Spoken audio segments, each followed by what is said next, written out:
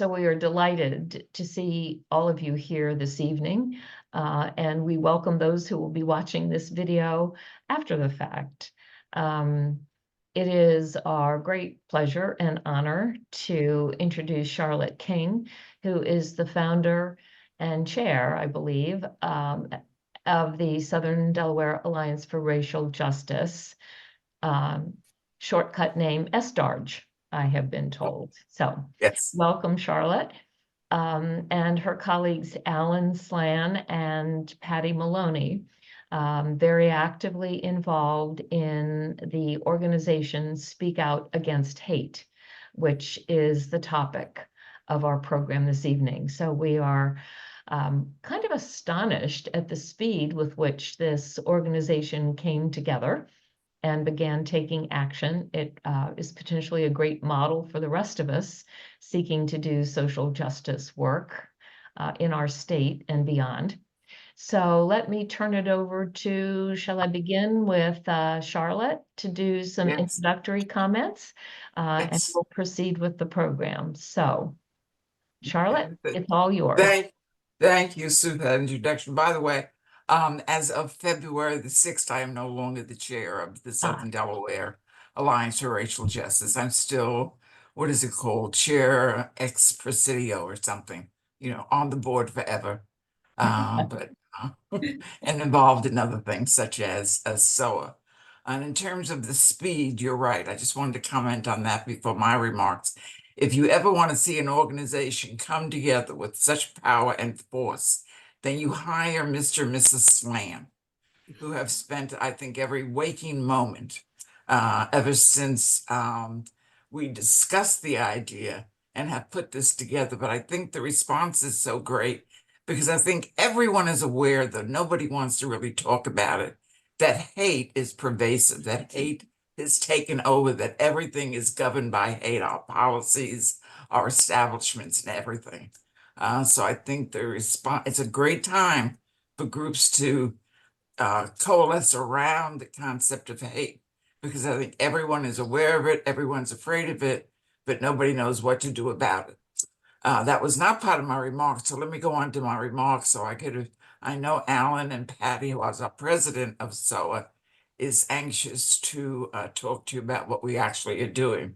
But I'm going to start just to say how we got started.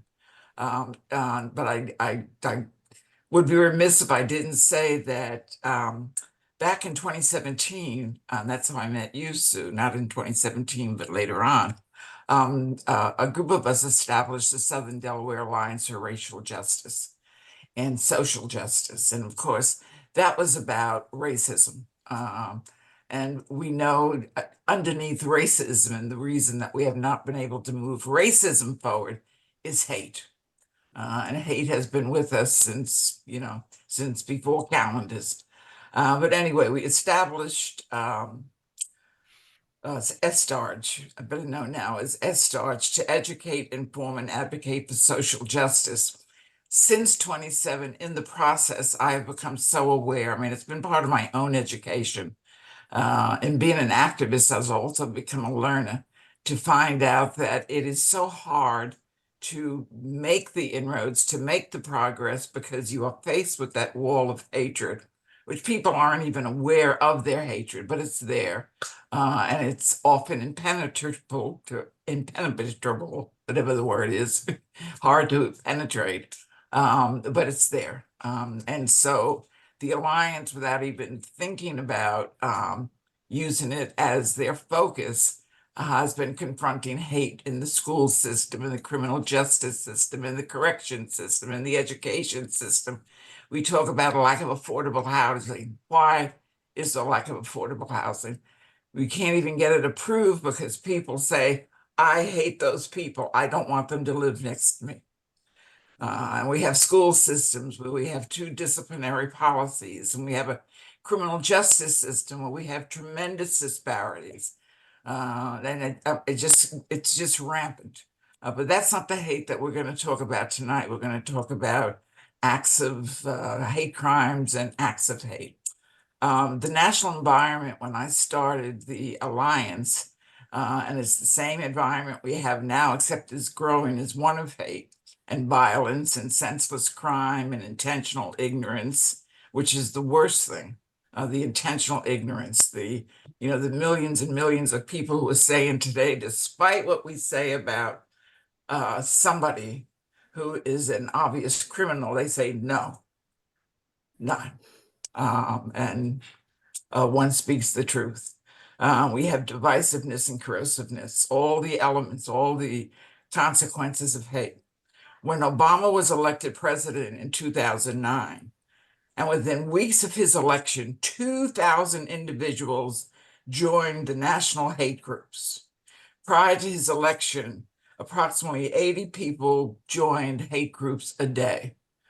Within days of his election, 2,000 people a day were signing up for the over 926 hate groups that exist in the United States.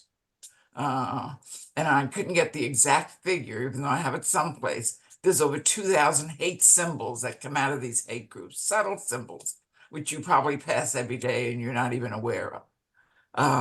But it's every place. As I said, hate is a national epidemic. We have all become aware of the increase in school shootings, fatalities, the killing of unarmed Black men and women, the increase in anti-Semitic incidences, a national insurrection, truly hateful thing to watch, violent protests, and a national leader with millions of supporters who preach and promote hate. Hate is so pervasive and routine, it becomes a norm, something that we expect but feel helpless to prevent, and hope that we can protect and insulate ourselves from hate and its consequences. But inevitably, one becomes the victim, especially when one is actively working to create a community of love, understanding, respect, based on a collective and common humanity. Because without that, we fail as people, as individuals, as a community, and as a country. And when all of that's gone, when the country's gone, the community's gone, our individual freedoms are gone, what are we left with? You can put your own word to it. In the early fall of 2020, during the state and national election campaigns, my property was seriously vandalized. About then, I was pretty well known, I think, in the county for the Southern Delaware Alliance of Racial Justice, which did not do protests. We did educational programs. We did town halls and book clubs and public speaking engagements. We were never going to do anything that was confrontational. But nevertheless, my property was seriously vandalized, not so much because I was the chair at that time and founder of SDARJ, but because it was during the campaign season. And I had my little presidential support sign in my yard. And next to it, I had a Black Lives Matter sign in my yard. The word Trump had been etched in my front yard by commercial weed killer in 6-foot letters. And I wasn't aware of it. I always went out to my garage, not my front door, but one of my neighbors called and said, "Have you seen your yard?" And so I ran out and there it was. And by the way, I'm not being partisan. I'm telling you the facts.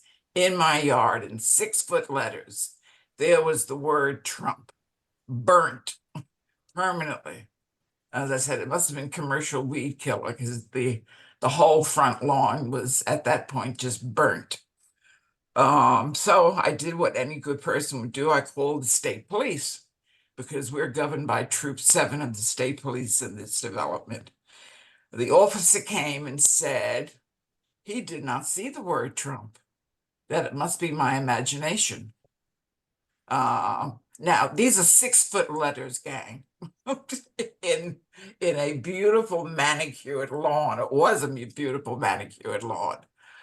So I said, well, okay, I'll call your boss. I'll call the police chief and ask her, number one, why you can't read, but also would she send somebody who could to look at my front yard. And she herself came out because she knew I was really upset. And she said, yes, Charlotte, it does say Trump. I'll have my folks investigate. So by that point, knowing I was upset, knowing that she was embarrassed by this trooper who said he couldn't see the word Trump, a whole bunch of folks showed up.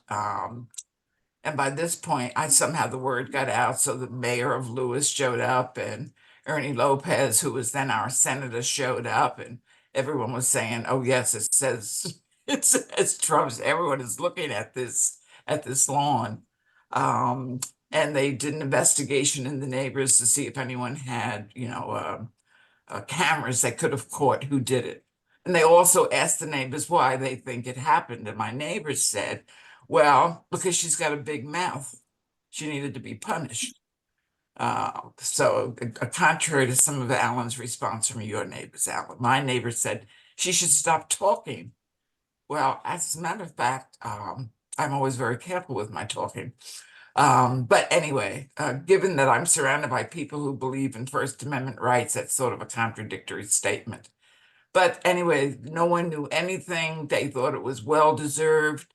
And I shouldn't say that about all the neighbors, because within my very wealthy community, of which I'm not, but I bought the one spec house in this community, the young people came out with their children that afternoon and had their children, makes me cry sometimes to think about it, had their children bring gifts and little cards. Even if they were 6-year-olds, they brought cards that said, "My mom and dad don't believe in hate. My mom and dad said they are sorry that they are hateful people here." It was really very touching. And so the support came from the young people in this community and young children. Anyway, after that, the complaint goes automatically to the Attorney General's office, and I tried to follow up on that ever so often, and they were still looking into it. Now this is 2024, so we're talking about 4 years, nothing, and I've let it drop because I got very, very busy with SDARJ and just other things that had to be done. And the lawn eventually got repaired because Senator Lopez was nice enough to say he would replace the lawn, though he had no responsibility. But I thought that was a very gracious thing for him to do, and a very telling thing, because he was speaking to a development of fellow Republicans, and he came forward and said, "I will replace this lawn because this was the wrong thing for anyone to do." I thought it would have some impact, but it didn't. But anyway, so he did replace the lawn, and I truly appreciated that. We had many local events afterwards just to keep the event fresh in people's mind and to hope that we could get more of a collective response from our legislators, both at the local and the state level, because in essence, they are the ones who can bring about change. We can verbalize or make the matter obvious, but we can't do the change. You have to depend on your legislative leaders. That's why we elect them. Anyway, that has gone on, and I've never heard anything more about it, and so I've not dealt much with it, and I forgot about it until I've always worked, I thought, fairly closely with the Slans.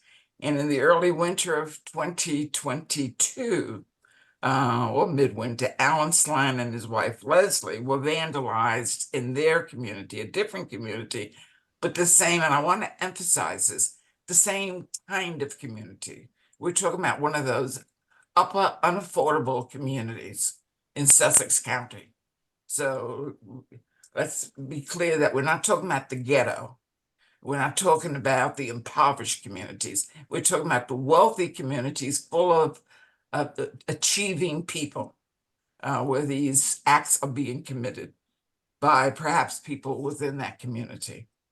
Allan and his wife Leslie were vandalized in their community by unknown individuals who threw anti-Semitic and threatening articles in their front yard, while there was good supportive gestures from the neighbors, from the people.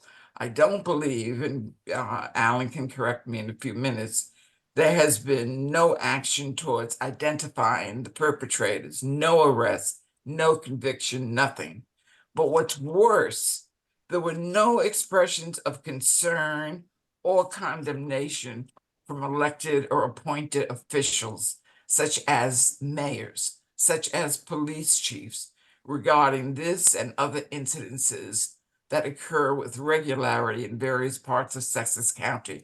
Because of my work with SDARJ and my collaborative work with ACLU and other groups, I'm well aware of so many other incidences that we record we hadn't done much about, but I think that when Allan and Leslie got vandalized, it brought back the fact that this happened to you, Charlotte, and stop for a moment and just talk with Allan, grab some people together and say, what are we going to do about this?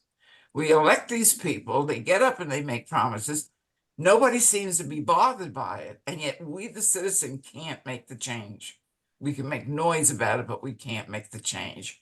So let us do something. Let us convene a group that will have, and I'm not going to go into the mission because Allan's going to go into the mission, which have as one of its major focuses the object of getting elected and appointed, and by appointed, I mean police chiefs, to respond to incidences of hate. I know they have to respond to crimes of hate, but we're talking about incidences, we're talking about vandalism of hate, and make public statements. Say to people, we will not allow hate in our community down here in Sussex County. We were elected to protect your rights. We were elected to protect you, and that's what we will do. And we will act immediately upon any incident of hate. If you look closely at the unresolved racial and social issues in our state, you will see that hate and its toxic consequences governs the decisions made in our major human resources, whether it's education, housing, employment, healthcare. We have a criminal justice filled with double standards. We have a law enforcement system that is protected from change by something called acquired immunity. We couldn't bend that criminal justice system in the past two legislative sessions. We have a correction system that is punitive and dehumanizing. I say this to highlight that the challenge to stop or reduce hate from destroying community and country is a vast task, but an absolutely essential one. Perhaps together, if we and our organizations each commit to demanding action from those elected and appointed to protect us and our entitlements, we can effect productive change. I fear that without this kind of collaboration or agreement and pledge, our communities, our families, and our countries will suffer and disappear. Allan will now take you on a journey of our next steps in terms of how we hope to do this. By the way, and I think this is still a discussion we're having within our context of leadership within Soah. I'm only interested in each of us have to take a piece of it. We're down here in Sussex County. Sussex County is actually very big. And I think it's big enough for us to work in Sussex County, even though we have state legislators and we'll work with them. And hopefully you folks up there in Wilmington area, along with all the other many groups, because there are many groups out there trying to fight hate. If we could only put our missions together and speak with one voice to our leaders at both the national, state, and local levels. Thank you for listening to me, and I pass it on to Allan. Thank you, Well, Charlotte. yeah, thanks, Charlotte. Charlotte, Sure. as you can see, is a hard act to follow. Two things. One, Sue, since you turned over the hosting to the three of us. I've had a dandy time admitting people to this meeting as the speaking was going on. And secondly, you should know about our neighborhood. We bought it during the terrible financial downturn in 2007, 2008. So we are not wealthy either. And just to fill in just a very short blank with respect to what happened at our place that ultimately led us to come together with Charlotte. We are transplanted DC area residents, and we still get the Washington Post delivered to our home. And one Sunday morning, the Metro section of the Washington Post was opened up to the obituary page. And then while the rest of the paper was scattered all over the front lawn, that that page was set up against that page, the obituary page, was set up against a sign that was in our front lawn. It was a Hanukkah decoration because in that year, December 2022, Hanukkah and Christmas came together at about the same time, which happens from time to time. And it was open to the obituary of a Jewish person, which was signified by the Star of David, and that was leaned up against our sign, our decoration. And of course, we let the authorities know, as Charlotte said, and they came out, and nothing came of it. I truthfully didn't expect anything to come of it, but we felt we had an obligation to report it, and everybody should report such acts. It's very, very important. We reported it to the ADL, which is quite excellent, if not the best, at tracking these incidents of hate, and particularly anti-Semitic incidents, and to our synagogue, Seaside Jewish Community here in Sussex County. And then 2 days later, and this is the part I wanted to really tell you about, our next door neighbors, two gay men who happen to be married, amidst their Christmas decorations, put up the very same Hanukkah decoration. And it was about that display of brotherhood that I wrote to the Cape Gazette, talking briefly about what happened at our house, but much more importantly, about the act of kindness that took place next door. And suggesting that there were so many wonderful people amongst us, that they weren't all haters. And the outpouring after that was nothing short of phenomenal. It wasn't something that we expected, but it happened, both in print and direct contact to Leslie and me. And one of the in-print responses was from the Southern Delaware Alliance for Racial Justice. Charlotte King and Paulette Rappa wrote an article in which they decried just the kinds of things that Charlotte was talking about, and specifically the lack of speaking out against what was then the rising tide of hatred, which has so now become normalized in our culture. It is just amongst us. And shortly thereafter, my wife, Leslie, and me and Charlotte got together, and we said, well, just what can we do? And we reached out, Leslie and I, to the social justice committee of our synagogue, Seaside, and talked about perhaps coming together with a group from SDARJ to think about how to do something about this rising tide of hatred. And so there, I think, were 4 or 5 members from our Social Justice Committee, 4 or 5 members from SDARJ. There ultimately were 9 altogether. So I don't know where the 4 came from or the 5, but there were 9 altogether. And we came together to say, okay, enough is enough. It's not about necessarily police reacting or public-facing officials reacting when something happens, but reacting constantly about what is happening around us, this hatefulness that is rising around us. And we formed, ultimately, Speak Out Against Hate. We created a mission statement, which I don't know, Sue, if you could pop that up on the screen. for folks to see.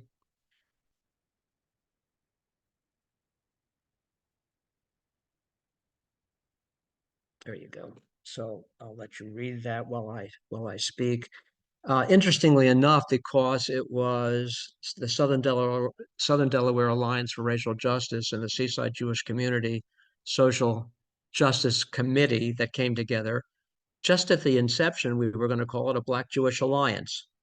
And as we talked about what our goals were and what our mission was to be, and understanding that while it was a Black organization and a Jewish organization who were taking this on, our mission was not about racism or anti-Semitism by itself. It was about all forms of hatred.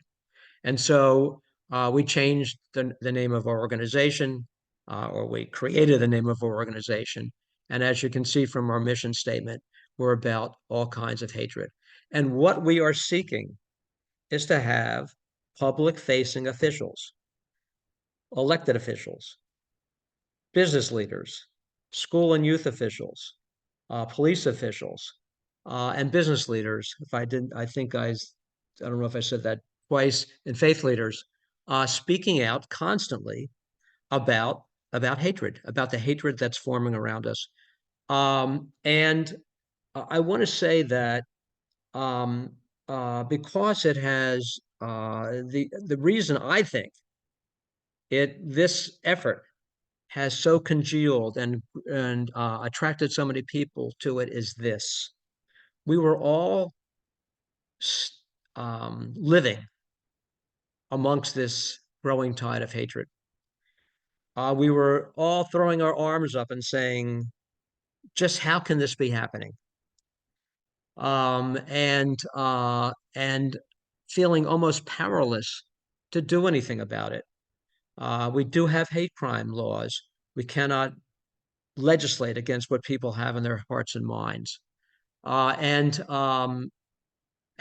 what we believe we found is that people came to Soah, because now they had a platform from which to operate collectively against what they were railing against individually and silently. And so I want to say that the first person in the state of Delaware to really blown on to what we were doing was our Lieutenant Governor, Bethany Hall Long. And she gave us, Soah, the opportunity to speak to each of the 3 groups she meets with monthly: faith leaders, Latino leaders, and Black leaders. And from that, it just emerged. Rabbi Michael Beals, who runs 2 groups, one a group of faith leaders throughout the state, another a group of rabbis and cantors, gave us the opportunity to speak to those 2 groups. And the word just kept spreading. We've had now 3, correct me if I'm wrong, Patty, community meetings, with a 4th coming up on April 16th, and I'll let Patty talk all about that. At our 3rd meeting, we had our action group speaking, and let me just rewind slightly. So we sat there, the 9 of us, and we said, okay, we've got this organization that we created. We've created a mission statement. And now just how are we going to make this happen? And we decided that the best way to go about this was to put together action groups where we could face up with those leaders in community leaders who were public facing. And those are the ones that I just spoke about. And so we formed these 5 action groups. At our very first meeting, which I think was in October, our first community meeting, we asked people to join on to those action groups. And we have continued to ask people to join on to these action groups. And so that's how we have sought to do this. Going one-on-one is difficult, although we have done that with faith leaders and police leaders and the like. being able to take this to groups is much easier for all the obvious reasons. We have faith leaders here in Sussex County who have sermonized about Soah, which we are so grateful about, to get their congregants involved and to demonstrate their concern about what's going on. There wasn't a lot of speak out about that before Soah came about, so we're so grateful for that. But why don't I, turn this over to you, Patty, to talk, if you would, about the action groups, and where that's all going, and about the meeting that's coming up, the meeting that we had where the action group spoke, and the meeting that's about to take place in April. All right. Thank you, Allan. Yeah, I was a new transplant as a retiree coming from Montgomery County, Maryland, and working in the school system for almost 30 years there. And I was looking for an opportunity to do some volunteering and to give back. And I took one of the Dialogue Towards Action, which began through SDARJ, and then later it became Deter. Dialogue to End Racism.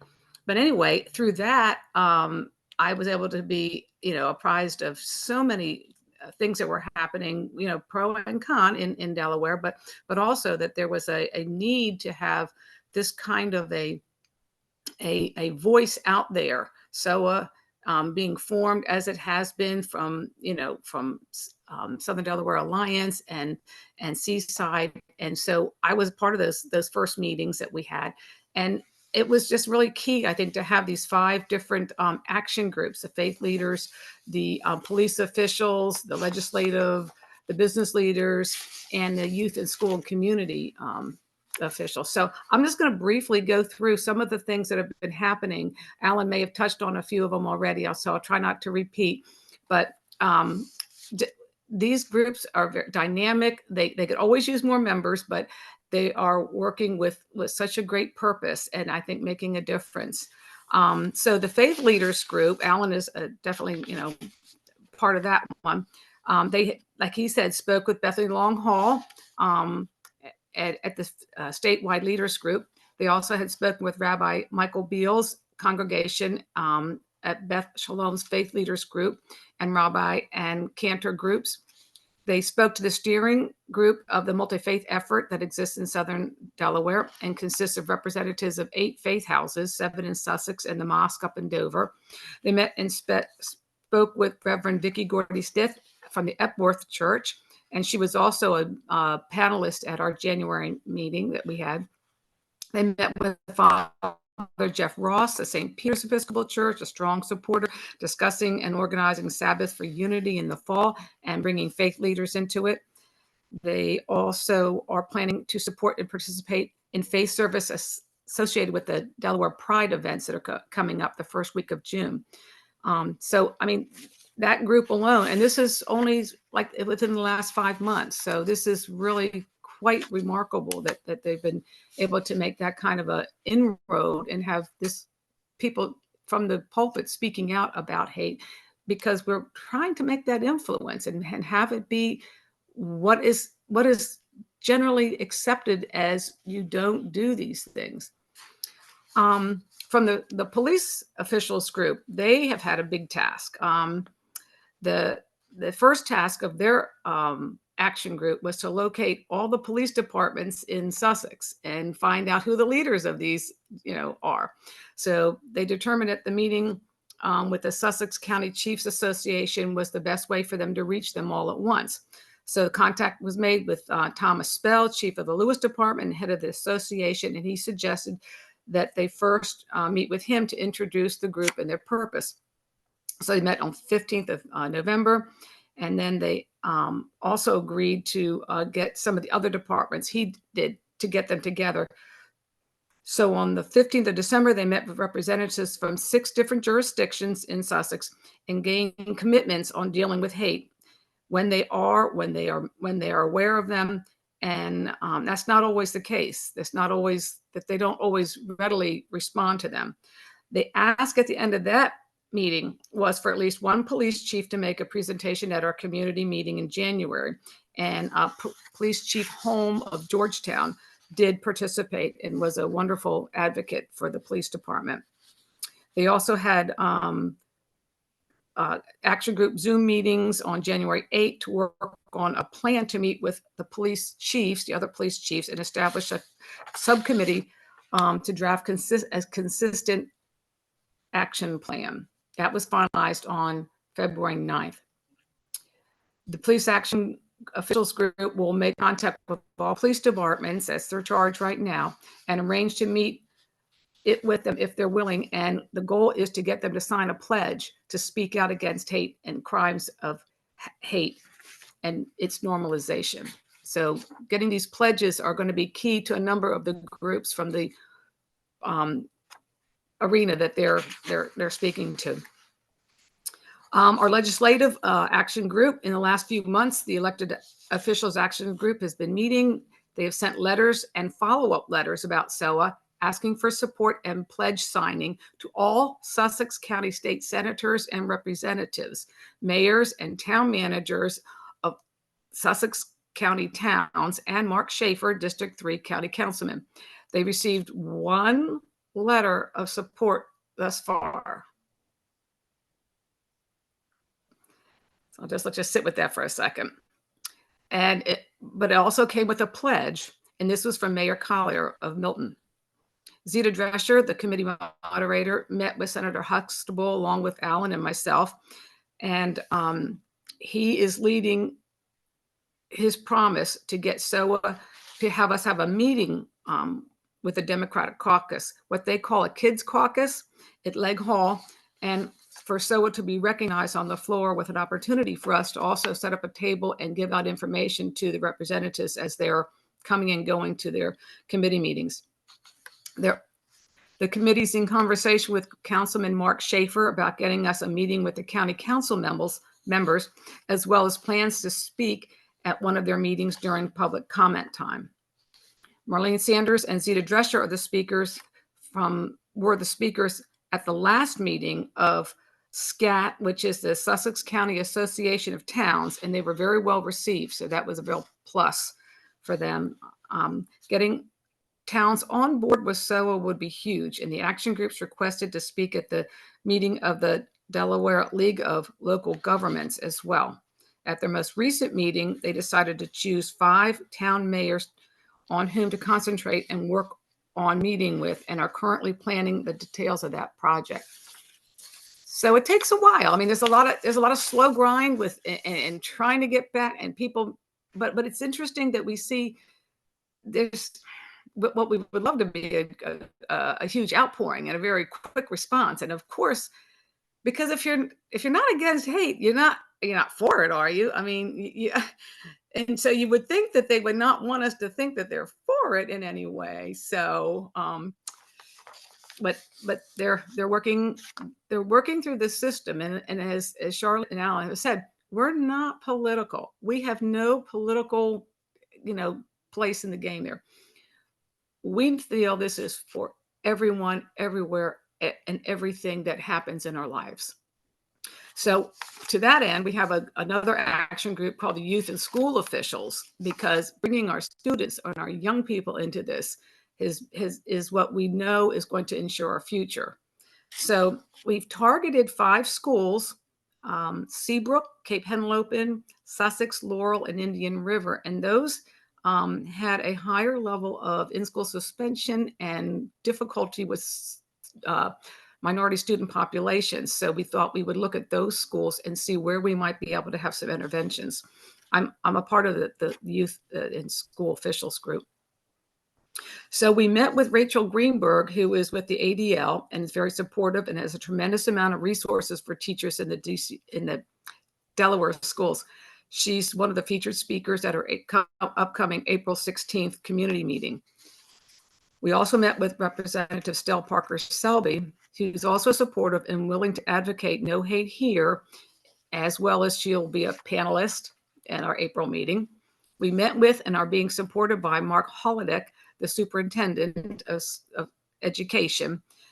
Secretary Holodeck is going to share SOA as a topic for discussion with all the groups. He meets with the principals and so forth, with the charter liaison leaders as well, all the different leadership groups that he's involved with. He has said that he will bring our message to those groups as well as the department's internal equity council meetings. So the Youth and School Officials Action Group members are attending they're attending the board meetings of the school districts as well and reporting back as to what is currently going on within the school districts, and offering that if SOA would be allowed to come in and help with some practical demonstration and resources for teachers and educators were available. Del Tech President Mark Branad is open to supporting the restorative justice practices on his campus that we are supportive of SOA. Dr. Joel Simon, a counselor at Cape Henlopen High School, is on the Youth and School Officials Action Group, and he's working with students in the club's advisors at the Cape to establish SOA's presence in the school following letter that was sent to superintendents. George Beckerman is the editor of the Viking Gazette and a collaborative work with the Cape Gazette. And he provides weekly articles on topics such as equity, climate, social justice to the classrooms and to the teachers as well. So they can use this as a learning tool through their advisory periods and wherever the school feels this is an appropriate channel for them to have this information. And we're also working closely with Senator McBride, who's been working on legislation to improve and streamline the way hate crimes and incidences are reported. And we're thrilled that she wishes to make a positive impact on how the state of Delaware goes forward in this crucial issue, as well as Kathy Jennings, our Attorney General. She spoke at our last meeting and was just marvelous and is really looking into why the reportability is what it is. And she's been doing this, and she's enacted some legislation to help move the reportability to be more standardized and not voluntarily, or, you know, if you would care to opt in to report this, it's to be mandatory. And then, of course, we have a business leaders action group. And one of the most exciting developments that I think we've had thus far is our collaboration that we have with Shell Brothers here on the Cape. After Jamie Hastings, the director of sales, presented at our January community meeting, she and her team have been working to produce wristbands, you know, those flexible kinds that young people love to have and everything. And so they're producing them for public distribution, promoting SOA's Hate Has No Place Here.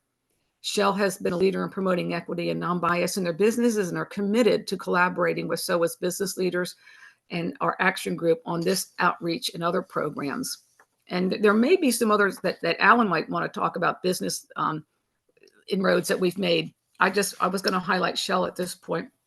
And then our next meeting in April, we are going to have a panel that's going to be addressing bias and hatred in the schools. So I think it's very timely. We're going to have a student panel, students on the panel also from Cape.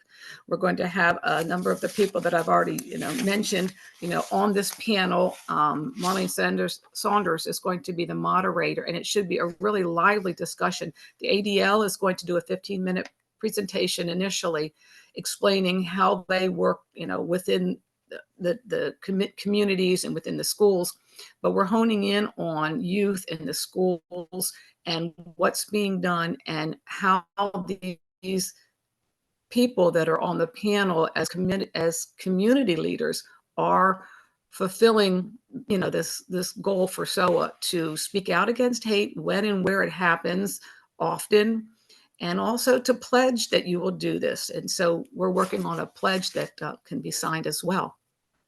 So I thank you so much for having us be able to be here and to speak with you. And if Allan, if you wanted to add anything to that, that would be wonderful.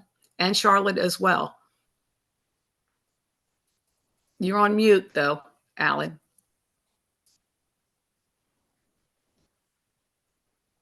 Sorry. Okay, there I go.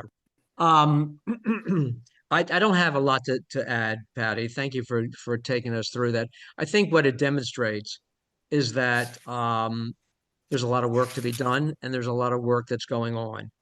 And the fact that we're all working so hard at it is only a function of how this has taken off. You can't, once it gets going, you can't take your foot off the pedal, and so we don't intend to do that. But this is not about raising money, although having attained our 501c3 status, we can collect a few dollars that we'll need along the way, just to keep this organization going, particularly from a technological standpoint, but really about raising consciousness. This is about consciousness raising and changing the culture and the environment in which we have now come to live, sadly. Hatred brings about violence and discord, and we're so divisive. So I might add that I attended a meeting yesterday that was held in Dover. That was about the creation of a benevolent community. And Eddie Glaude Jr., professor at Princeton and author, was the keynote speaker. And the Soah was happily mentioned there. But the fact of the matter is, when hatred is tamped down, when we've spoken out against it, when it's no longer fashionable to be hateful, then we will have a benevolent society. Benevolence will be on the rise, and so that's what we're hoping to achieve. It's And as it's, simple or complicated as that, and we need help. And the fact that Westminster has this peace and justice workshop is so encouraging to us, and it's something that we're looking forward to perhaps collaborating with that group in things that they're doing and things that we're doing. And Sue, I think I sent you earlier the Eventbrite links to our meeting in April. I don't know if you're able to distribute that to your followers or to put it into the chat. But did you receive that? I did, and I certainly can send that out to our regular distribution list that would include everyone who's here this evening, plus those likely to watch the video subsequently. But could you just, for the moment, let everyone here know the date, time, and place of that April meeting, and then I will send out the Eventbrite notice. Absolutely. It's April 16th, 5 p.m., 5 to 6:30 p.m., in person at the Lewis Library and via Zoom simultaneously that evening. So I will send out the Eventbrite notice broadly within our Great, community. great. and, Thank you. and that's what we really, and that's what we need. We need for this to be something that oh, Soah, speak out against hate. I would like to know more about that. How can I get involved in doing something, even if it's just having those conversations with your neighbors, even if it's just bringing it up at a church group or anywhere that you're, where you're affiliated, to be able to say, this is something that we need to recognize and we need to work on, because if we don't, we know what the outcome will be. And then to that end too, I think we need to also, work with our journalists and look at the coverage of the kinds of events that are very positive, that can help promote, this kind of understanding. We should have that kind of exposure, but it's just maybe not fashionable, just like it's not as fashionable to have some of the officials sign a pledge. But we're in it for the long haul. We've got time. We're going to be here. Speaking of pledges, just as we're asking our representatives to sign pledges, our state representatives, we have no right to ask yours. In other words, the senators that represent Wilmington. But it would be good if groups in the Wilmington area or the Kent County area took the same pledge to their legislators. Imagine if all three counties hit the whole legislative body with the same pledge, saying, will you support, ending hate or no room for hate here, whatever the motto is going to be. I think it's that kind of activity that for me is very, very important. I cannot believe, and I will not believe, that except for the blind, or not even the blind, but those who are totally incapacitated, are not aware of hate. You cannot turn on a television. You cannot open a newspaper. You cannot read anything without knowing that, hate is every place. You can deny it, which is what most of us do when we're traumatized by something. We say, no, it can't happen to us. I can't get cancer, or I won't be a victim. How many people say, oh, it's not going to happen here in Sussex County. None of our schools are going to get shot up. Is that kind of denial, which is the response. And I think people would feel better if they knew that those people who are elected and appointed to care for us would do something like sign a pledge or speak out. I Then think one maybe of the the local things that we were citizen would looking be to, oh, braver. sorry, Charlotte, sorry. Good, no, that's okay, good. I think one of the things that we were looking for in understanding what the group is about and the work you were doing. And by the way, what are you all doing in your spare time? I mean, you must just like have free time galore. I can't, it's astonishing what I've been part of, all sorts of organizational entities, and what you've accomplished in a short period of time is really extraordinary. I commend you. And I think what we would like to do is have some follow-up conversations about how we might get more actively involved, maybe a step at a time, but find a way to coordinate and collaborate with the work that's going on. I would like to offer the next 5 minutes of our designated time for any questions or comments from the people who are here this evening. So I see Sally has her hand up. If someone else would like to speak, please put your hand up as well. Either the technical button, or we'll always respond to this. But Sally. Yeah, thank you all. I echo what Sue said. It is so impressive what you have done in such a short period of time. And I 100% agree that the need is huge. It's just great, and it's so important. And I had just one thought, and this maybe is naive, but I wonder if it's possible to incorporate what we want to move toward, in addition to what we want to move away from, but we want to move, I think, toward unity and acceptance and cooperation and love. Just a thought. Thanks. Mhm. Good thought. Yeah. I'm in total accord with that, and that's why I mentioned the benevolent community meeting of yesterday, because I think that's what we're all aiming towards. Right. Thank you. Other comments, questions, thoughts? Sheridan. Yeah, it's good to meet you again, Alan. We were sitting next to each other I yesterday. know we were. I know we were. And those young people that were there was just so amazing. Oh yeah. But we're part of the Racial Justice and Reconciliation Commission of the Episcopal Church in Delaware, which is a mouthful.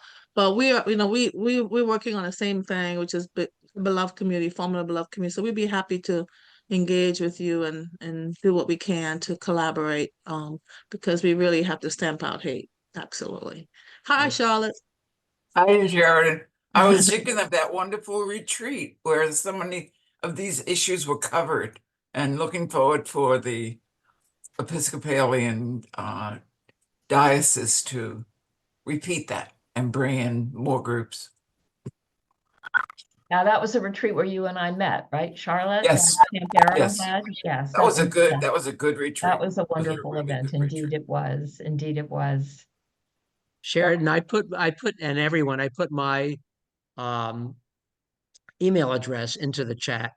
So please contact me, and let's start talking together. Definitely. And we are working towards getting our website. As as you all know, they're very expensive as to have a webmaster, and we don't have anybody within the organization other than we have one person who is working to work with us on a free website so that we can at least get it launched fairly soon. And that will help, I think, with our communication and our being able to put things out. But we jumped on Do More 24 at the last minute. We got in by the skin of our teeth. They were so gracious because the day before we just gotten our clearance for our 501 3C. And anyway, so we're getting a little bit of funding together to be able to pay somebody that's professional to assist us in transferring it. But we know that's going to be a key to helping get the message out as well. But one of the things that was helpful to you, since I have to boast about SDARJ ever so often, is that originally we used the SDARJ website to do the advertisement and the marketing of Soah. But it's now that Soah is an independent 501c3, they will be creating their own. But help from other websites, we'd always be open to. Well, and one of the things that our group at Westminster does is share information about events that are occurring in the community and in the state. We have a pretty significant distribution list, and there's an offshoot of that. Catherine Dean of Trinity puts out a weekly announcement, a compendium, if you will, of programs underway. That is a wonderful resource for people who are interested in knowing what's happening and finding ways to connect. So by virtue of Westminster's distribution list, Catherine picks up the items that we share, and it's a great way to kind of multiply the communication. That's good. Yeah. We're happy to do that. Send us any announcements. We'll certainly include the April 16th event and others as they occur, so that would hopefully help generate additional participation in the events that you have underway. We do have a Gmail, a general Gmail. It's info for Soah at Gmail. And if anyone would, write to that, then Leslie, Allan's wife, Leslie, take that information.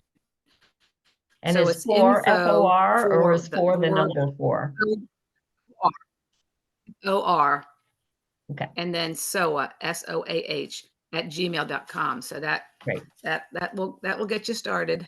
All right. That'll get you volunteering with us. So Yeah. Well, I want to thank everyone who was here for joining us. I look forward to sharing this information with others who will view the video subsequently. We certainly wish you well, although you look like a freight train running down the tracks. So all the best.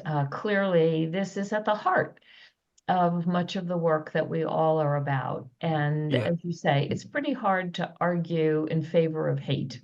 So it should be a mission, a goal that many, if not all, people can respond to and be supportive of. So we look forward to playing a part in extending the reach of your organization. And thank you for being here with us this evening. Thank you for having us. Thank you very much, Sue. Very much. This has been wonderful. We really appreciate everybody's time and attention tonight.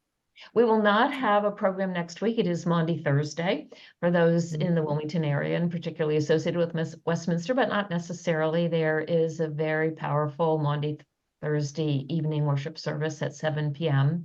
in the sanctuary of the church, and I suspect other congregations are having Maundy Thursday events as well. But we will resume on April the 4th. With a program by YWCA Delaware Director of Racial and Social Justice Issues, Becca Cotto, speaking about pivotal legislative initiatives in the Delaware legislature. So we hope that you will join us for that program on April 4th. In the meantime, happy Easter, whatever celebratory event is coming up. And we look forward to seeing you again soon. Thank Peace. you. Here. Thank you. Thank you. Bye-bye now. Good night.